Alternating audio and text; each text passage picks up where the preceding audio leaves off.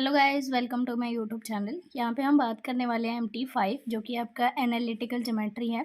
इसके अंदर ऑलरेडी मैं एक वीडियो अपलोड कर चुकी हूँ, तो आप उस अब जैसा कि आपको यहाँ पे दिख रहा होगा कि हमने ये ट्रायंगल लिया है OMA।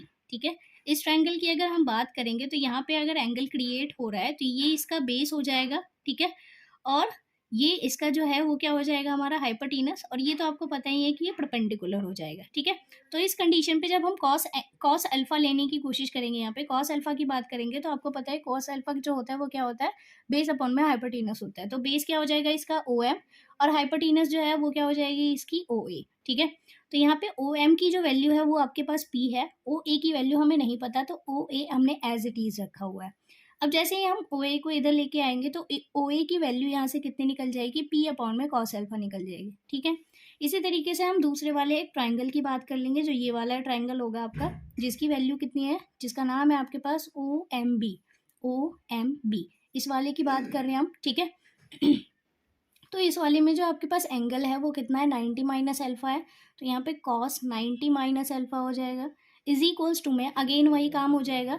इसकी बात करेंगे तो ये इसका बेस हो जाएगा, ये परपेंडिकुलर होगा, और ये सॉरी ये हाँ ये परपेंडिकुलर होगा, और ये क्या हो जाएगा आपका हाइपोटेनस हो जाएगी, सबसे लॉन्गेस्ट साइड। ठीक है, तो जब ये हाइपोटेनस हो जाएगी तो यहाँ पे बेस की वैल्यू कितनी है, P है, और हाइपोटेनस कितना है यहाँ पे आपका OB है। ठीक है, आप इसको सॉल्व करोगे, कॉस 90 माइनस अल्फा है, कॉस 90 माइनस अल्फा आपका किस में कन्वर्ट हो जाता है, साइन अल्फा के अंदर कन्वर्ट हो जाता है। ठीक है, उसके बाद क्या हो जाएगा, यहाँ पे हम लिखेंगे sine alpha is equals to में P अपॉन में OB हो जाएगा। ये OB इधर आ जाएगा, और यहाँ पे वैल्यू कितनी आ जाएगी, OB की वैल्यू आएगी आपकी P अपॉन में साइन अल्फा। ठीक है, तो आपके पास OA की वैल्यू है, OB की वैल्यू है, दोनों वैल्यू जब आपके पास पता ही है तो आपको दिख रहा है ये जो लाइन है वो कौन सी फॉर्म है, ये हमारे पास एक स्लोप इंटरसेप्ट, या जिसको हम कह सकते हैं कि किसी भी लाइन की एक इंटरसेप्ट फॉर्म है। जब इंटरसेप्ट फॉर्म होती है तो उसकी इक्वेशन क्या होती है हमारे पास, x upon a plus Y upon v is equals to में 1, यही होती है स्लोप इंटरसेप्ट फॉर्म। तो यहाँ पे हमने डाल दिया x अपॉन OA। ठीक है, और y अपॉन में OB, क्योंकि इनकी यहाँ पे डिस्टेंस OA हमारे पास पूरा A हो जाएगा, OB हमारे पास पूरा B हो जाएगा। ठीक है, तो A और B की वैल्यू हमने इस लाइन के अंदर क्या कर दी है, सब्स्टिट्यूट कर दी है। ठीक है, ठीक है, तो यहाँ पे OA की वैल्यू हमने निकाल रखी है, वो क्या है, P अपॉन में कॉस अल्फा है। तो OA की वैल्यू डाल दी हमने P upon cos alpha, plus Y OB की वैल्यू यहाँ से सब्स्टिट्यूट कर दी हमने, जो कि निकाल रखी थी P अपॉन में साइन अल्फा, ये वैल्यू इक्वल्स टू 1। जब आप इसको सॉल्व करोगे तो ये कॉस अल्फा जो होगा वो ऊपर जाके मल्टीप्लाई हो जाएगा, तो यहाँ पे आएगा x cos alpha upon P plus Y sine alpha upon P हो जाएगा, इज इक्वल्स टू 1। तो यहाँ से हमारी इक्वेशन जो है वो, अरे तो ये आ जाएगी हमारी इक्वेशन, जो कि फाइनल नॉर्मल फॉर्म की इक्वेशन होती है, x cos alpha plus Y sine alpha is equals to में P। ठीक है, अब हम यहाँ पे बात करने वाले हैं, जो कि हमारा नेक्स्ट टॉपिक है, वो है आपका परपेंडिकुलर डिस्टेंस फार्मूला। ठीक है, तो यहाँ पे हम बात करेंगे कि परपेंडिकुलर डिस्टेंस फार्मूला किस तरीके से जनरेट किया जाता है, किस तरीके से ड्राइव किया जाता है। ठीक है, the perpendicular distance from a point, कोई भी हमारे पास एक पॉइंट दिया होगा आपके पास x1 y1। ठीक है, एक लाइन दी होगी, उस पॉइंट से इस लाइन के ऊपर परपेंडिकुलर डिस्टेंस है हमारे पास d मान के चल रहे हैं, इसकी वैल्यू किस तरीके से फाइंड आउट की जाती है वो निकालेंगे हम यहाँ पे। ठीक है, अगर कभी भी आपको एक लाइन दी हो, एक पॉइंट दिया हो, और बोला जाए कि इस लाइन के ऊपर इस पॉइंट से परपेंडिकुलर डिस्टेंस फाइंड आउट करके बताओ कितनी होती है। ठीक है, तो उसके लिए हमारे पास ये फॉर्मूला जो होता है वो काम आता है। ठीक है, तो फॉर्मूला होता है d इज इक्वल्स टू में मॉड में होता है, क्योंकि डिस्टेंस कांट बी नेगेटिव। ठीक है, डिस्टेंस कभी भी हमारी नेगेटिव नहीं हो सकती, इस वजह से हम इसको क्या करते हैं, मॉड में रख के चलते हैं। ax1 plus B y1 plus C, और अंडर रूट में a square plus B square. ठीक है, जहाँ पे आपके a b c ये क्या होते हैं, इस लाइन के कोफिशिएंट्स होते हैं। ठीक है, और x1 y1 ये हमारे पास ये गिवन पॉइंट होता है, जिससे डिस्टेंस फाइंड आउट करने के लिए बोला जाता है। ठीक है, उसके पॉइंट्स होते हैं ये यहाँ पे, और ये वैल्यू आप इसको सॉल्व कर लेना, यहाँ से आपका फॉर्मूला बन जाता है और फिर आंसर निकल आता है। ओके, नेक्स्ट टॉपिक है हमारा distance between two parallel lines. ठीक है, कभी भी दो पैरेलल लाइंस होती हैं, उनके बीच में डिस्टेंस निकालने के लिए जिस फॉर्मूले का यूज़ किया जाता है वो फॉर्मूला कौन सा होता है, किस तरीके से निकाला जाता है। ये छोटी छोटी चीज़ें होती हैं जो कई बार आपसे पेपर में पूछ ली जाती हैं, तो ये चीज़ें आपको पता होनी चाहिए।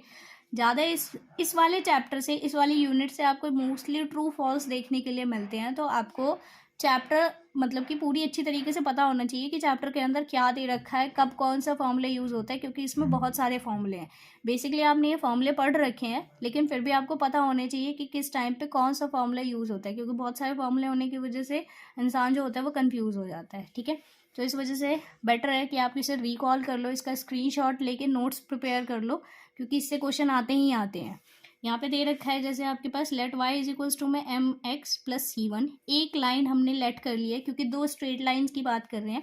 स्ट्रेट लाइन की इक्वेशन हमेशा क्या होती है, y इज इक्वल्स टू में एम एक्स प्लस सी होती है। ठीक है, तो यहाँ पे हमने पहली लाइन जो है उसको लेट कर लिया y इज इक्वल्स टू में एम एक्स प्लस सी वन।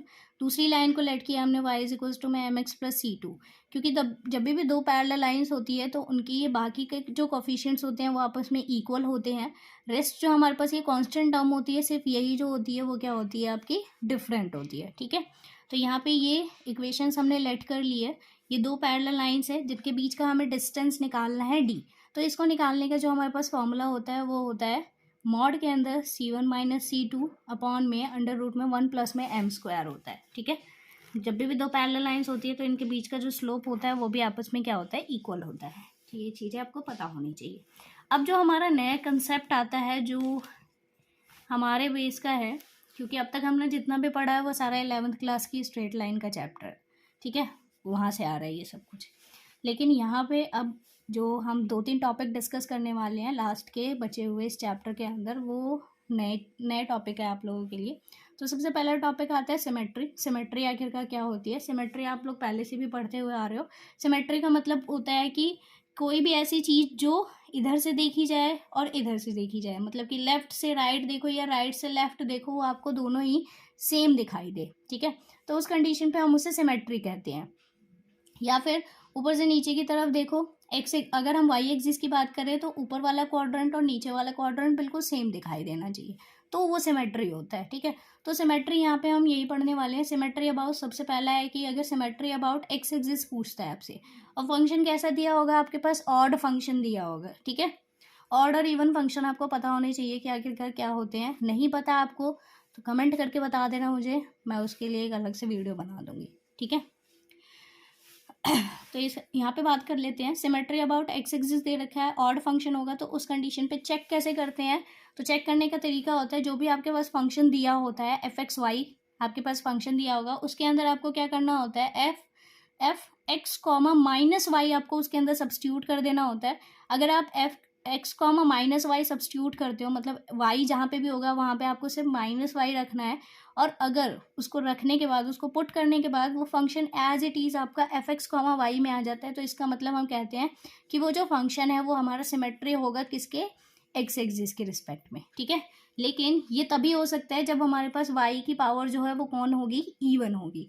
अगर इवन पावर नहीं होगी, ऑड पावर होगी, तो वो माइनस आ जाएगा और फिर वो सिमेट्री नहीं होगा। ठीक है, तो सिमेट्री अबाउट अगर एक्स एक्सिस चेक करना होता है तो उसके लिए हमें ये कंसेप्ट यूज़ करना होता है। नेक्स्ट है हमारे पास सिमेट्री अबाउट वाई एक्सिस। अगर वाई एक्सिस के रिस्पेक्ट में हमें कभी भी सिमेट्रिक चेक करना होता है और फंक्शन आपके कैसे दिया होगा, इवन फंक्शन दिया होगा तो उसको चेक करने का तरीका क्या होता है, अगर वाई एक्सिस के रिस्पेक्ट में कह रहे हैं तो आपको क्या करना होगा, जो भी आपका function F x comma Y दिया होगा उसके अंदर आपको एक्स की जगह माइनस एक्स पुट करना है और वाई की जगह वाई ही सब्स्टिट्यूट करना है। अगर माइनस एक्स डालने के बाद भी वो फंक्शन जो होता है आपका एफ एक्स कॉमा वाई की फॉर्म में ही आ जाता है, लेकिन ये सिर्फ उसी कंडीशन पे हो सकता है जब आपके पास एक्स की पावर जो हो वो कौन सी होगी, इवन होगी। अगर इवन नहीं होगी तो सिंपल सी बात है, ये माइनस का माइनस आ जाएगा और फिर वो सिमेट्री नहीं रहेगा। ठीक है, तो ये चीज़ आपको पता होनी चाहिए कि वाई एक्सिस के अलॉन्ग जब भी सिमेट्री चेक की जाती है तो उसके लिए हम कौन सा कंसेप्ट यूज़ करते हैं। नेक्स्ट है हमारे पास, अगर आपके पास कभी भी फंक्शन को ओरिजिन के रिस्पेक्ट में सिमेट्री चेक करनी होती है तो उसके लिए हम क्या करते हैं, ओरिजिन के रिस्पेक्ट में कभी भी सिमेट्री चेक करनी होती है तो उसके लिए आपको एफ माइनस एक्स और माइनस वाई अपने फंक्शन के अंदर, जो ओरिजिनल फंक्शन आपका गिवन है उसके अंदर सब्स्टिट्यूट कर देना होता है। अगर आपके पास वापस से वही फंक्शन आ जाता है एफ एक्स कॉमा वाई के respect, f x comma y ही आ जाता है माइनस एक्स और माइनस वाई सब्स्टिट्यूट करने के लिए के बाद भी, तो हम कहते हैं कि वो जो फंक्शन है हमारा वो ओरिजिन के रिस्पेक्ट में सिमेट्रिक है। ठीक है, नेक्स्ट उसके बाद आपसे कहता है कि अगर हमारे पास कोई भी सिमेट्री चेक करनी है हमें किसी लाइन के रिस्पेक्ट में, और वो लाइन कैसी होगी आपके पास y इज इक्वल्स टू में -x, अगर ऐसी कोई लाइन है और इसकी सिमेट्री हमें चेक करनी है तो उसके लिए आपको -x और -y ही सब्स्टिट्यूट करना होता है, और उस कंडीशन पे आपको fxy ही मिल जाए तो हम कहेंगे कि वो जो सिमेट्री है वो इस लाइन के रिस्पेक्ट में है। ठीक है, तो ये 4 कंसेप्ट थे हमारे पास सिमेट्री के। आई होप आपको क्लियर हो गए होंगे। आप चाहो तो इसका स्क्रीनशॉट ले सकते हो ताकि आपको नोट्स प्रिपेयर करने में आसानी हो जाए। ठीक है, तो आप ले सकते हो। अब नेक्स्ट की बात कर लेते हैं हम। अब जो हम नेक्स्ट टॉपिक डिस्कस करने वाले हैं वो टॉपिक है हमारा चेंज ऑफ एक्सिस, कि आखिरकार आज हम यहाँ पे पढ़ने वाले हैं ट्रांसफॉर्मेशन। ठीक है, ट्रांसफॉर्मेशन आखिरकार किस तरीके से की जाती है, एक्सिस, रोटेशन, वो सारी चीज़ें भी हम इसके अंदर अभी टॉपिक के अंदर डिस्कस करेंगे। ठीक है, तो सबसे पहले आता है हमारे पास चेंज ऑफ एक्सिस, कि अगर हमारे पास कभी भी एक्सिस शिफ्ट हो जाते हैं, ठीक है, तो उस कंडीशन पे हम इक्वेशन अपनी कैसे फॉर्म्ड कर सकते हैं, किस तरीके से एक्सिस जो होते हैं उनकी ट्रांसफॉर्मेशन की जाती है। ठीक है, तो यहाँ पे दे रखा है translation means to change the position of an object. ठीक है, किसी भी ऑब्जेक्ट की पोजीशन को चेंज करने क्या कहलाता है, आपका ट्रांसलेशन कहलाता है। ठीक है, तो यहाँ पे हम देख लेते हैं, ये रही आपके पास फिगर, आप इसे देख सकते हो।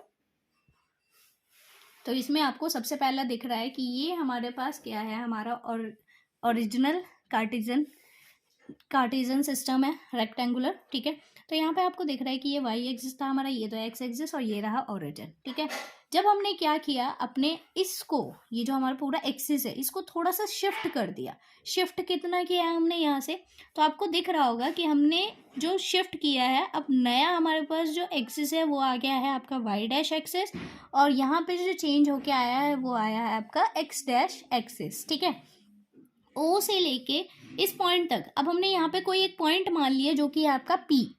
ठीक है, यहाँ पे हमने एक पॉइंट माना है जो कि आपका क्या है, पी, और पी के कोऑर्डिनेट्स यहाँ पे लिखे हुए हैं। पी हमारे पास एक्स कॉमा वाई के अंदर भी है, मतलब इस वाले एक्सिस के अंदर भी आ रहा है, इस वाले कार्टेशियन के अंदर भी आ रहा है, तो उस कंडीशन पे एक्स कॉमा वाई भी होगा। ठीक है, क्योंकि यहाँ पे आपको दिख रहा है कि एक्स यहाँ से लेके यहाँ तक की डिस्टेंस एक्स है, और यहाँ से लेके यहाँ तक के डिस्टेंस जो है वो हमारे पास वाई है, तो इसके कोऑर्डिनेट्स एक एक्स कॉमा वाई भी होंगे। ठीक है, साथ ही साथ आपको दिख रहा है कि ये जो पी पॉइंट है, ये आपका जो हमने जो कार्टेशियन है एक्सिस जो है उनको शिफ्ट करके बनाया है, उसके अंदर भी एग्जिट कर रहा है, मतलब एग्जिस्ट कर रहा है। ठीक है, तो जब ये इसके अंदर एग्जिस्ट करेगा तो उस कंडीशन पे इसके जो कोऑर्डिनेट्स होंगे वो क्या हो जाएंगे, एक्स डैश हो जाएंगे और वाई डैश हो जाएंगे, क्योंकि यहाँ से लेके यहाँ तक की डिस्टेंस एक्स डैश लेट कर रखी है हमने, और यहाँ से लेके यहाँ तक की जो डिस्टेंस है वो हमारी वाई डैश है, तो इसकी कोऑर्डिनेट्स एक्स डैश और वाई डैश हो जाएंगे। ठीक है, अब उसके बाद आप जब इसको देखोगे तो यहाँ से जितना हमने शिफ्ट किया है उसको हमने लेट कर लिया कि वो हमारा ओ है, और जो डिस्टेंस हमने वाई पे शिफ्ट की है वो कितनी है, हमारी बी है। तो उस कंडीशन पे जो हमारा नया ओरिजिन आया है ओ डैश, उसके कोऑर्डिनेट्स क्या हो जाएंगे हमारे पास, ए कॉमा बी हो जाएंगे। तो यहाँ तक आपको ये फिगर समझ आ गई। जब भी आपके पास एक्सिस जो है वो शिफ्ट करने के लिए आएंगे, शिफ्टिंग द और एग्जिस्ट कहता है, और उस कंडीशन उसके बाद क्या कहता है आपसे कि आपको इक्वेशन नई फॉर्म्ड करके बतानी है, तो उस कंडीशन पे आपको ये सारे काम करने होते हैं। ठीक है, तो आपको ये समझ आ गया कि आखिरकार हम शिफ्ट कैसे करते हैं किसी भी एग्जिस्ट को। यहाँ पे देखो लिख रखा है जैसे कि let X O Y be a rectangular Cartesian system and O, जो हमारे पास और जब हम इसको रखेंगे, पुट करेंगे, तो जब एक्सिस रोटेट हो जाते हैं तो उसके लिए एक्स की जो वैल्यू होती है वो X dash cos theta minus Y dash sine theta होती है, और वाई की value X dash sine theta plus Y dash cos theta होती है। ठीक है, इस वैल्यू को हमें अपनी इक्वेशन के अंदर सब्स्टिट्यूट करना होता है, और हमारी इक्वेशन बन के आ जाती है। ठीक है, रोटेशन ऑफ एक्सिस के रिस्पेक्ट में। अब लास्ट टॉपिक बचा हुआ है हमारा, उसके बाद हम वाइंड अप करेंगे अपना ये पूरी तरीके से जो वीडियो है।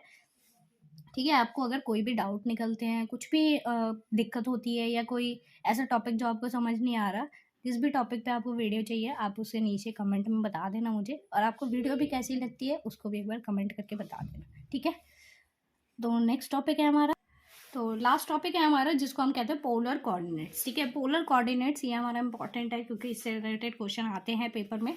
आपको पता होना चाहिए कि जब हम F x comma Y is equals to में 0 लिखते हैं तो इसका मतलब ये इसकी कार्टेशियन फॉर्म होती है। ठीक है, लेकिन कभी भी अगर फंक्शन को हम R comma theta equals to में 0 लिखते हैं, इसका मतलब वो उसकी पोलर फॉर्म होती है। ठीक है, जैसे कि आपको यहाँ पे एक कार्टेजन दिख रहा होगा, ठीक है, इसके अंदर हमने एक पॉइंट पी लेट कर रखा है जिसके कोऑर्डिनेट्स हमारे पास एक्स कॉमा वाई है।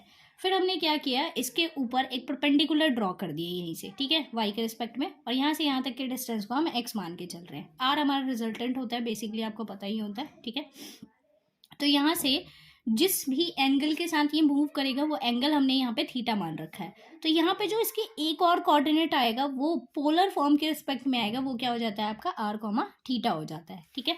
तो यहाँ पे ये पोलर फॉर्म आ गई है, जहाँ पे एक्स की वैल्यू जो होती है वो आर कॉस थीटा लिखी जाती है और वाई की जो वैल्यू होती है वो आर साइन थीटा लिखी जाती है।